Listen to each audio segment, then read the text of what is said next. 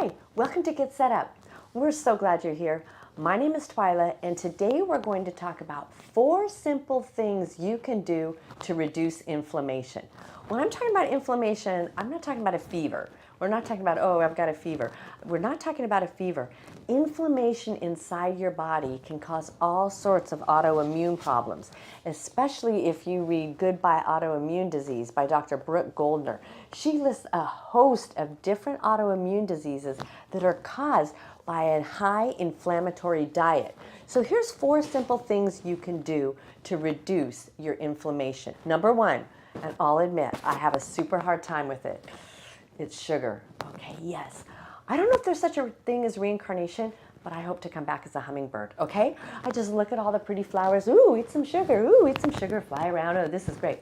But obviously, I'm not a hummingbird, so I really need to reduce the sugar. I think sugar is almost like a drug. When I was 3 days old, count them, 3 days old, my mother called the pediatrician and said, she's not sleeping through the night. And what did the pediatrician say? Put some Caro syrup in her bottle of evaporated milk. I'm like, okay. So I think that started my addiction to sugar. Okay, it's like, why don't you just put heroin in there? So we were taught as we're growing up, we put sugar on cottage cheese, we put sugar on tomatoes. So that's a really hard one for me. I noticed that I cannot have it in the house. If it's in the house, it's in my mouth. So no sugar. Okay, and we're not talking about fruit.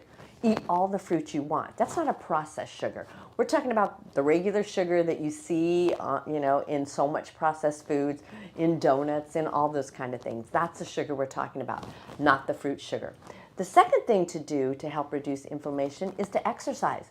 No, you don't have to join the gym. No, you don't have to run 10 miles a day. Just bring some more movement into your daily routine. The book I'm reading is called Movement with Your DNA, and it talks about how we are meant to be moving people, not stationary people, okay? Sitting, long time standing. That's what's causing a lot of the issues with our bones and our joints. We want to think of lubricating the joints and the bones. It's the stationary is the new smoking. So try to keep some more movement. See how I'm moving and grooving while I'm giving you this talk. Number 3, and I also think that this is pretty standard, but eat anti-inflammatory foods. Gee, what are those? And it doesn't mean super spicy foods, because actually ginger and turmeric, although you might think they're spicy, they actually help reduce inflammation. So does pineapple.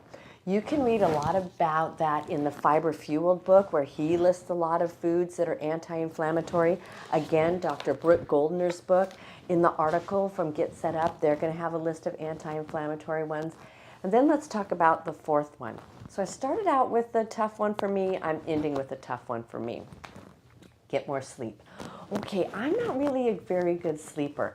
I could blame that on my daughter, because when she was a baby, I'd stay awake all night. She was just so gorgeous, looking at that beautiful thing. Who could sleep when you've got this gorgeous baby? Or I'd go in there and go, are you awake? Are you awake? Anyway, so finally, yeah, I had to stop doing that because I wasn't getting any sleep. And I even need to work on that right now. I'll be honest, I'm on TikTok, so I watch a lot of TikTok. It's probably I need to curtail that. But get more sleep, add some anti-inflammatory food into your diet, get more exercise, and cut out the sugar and the processed food, and of course the alcohol, but we know that.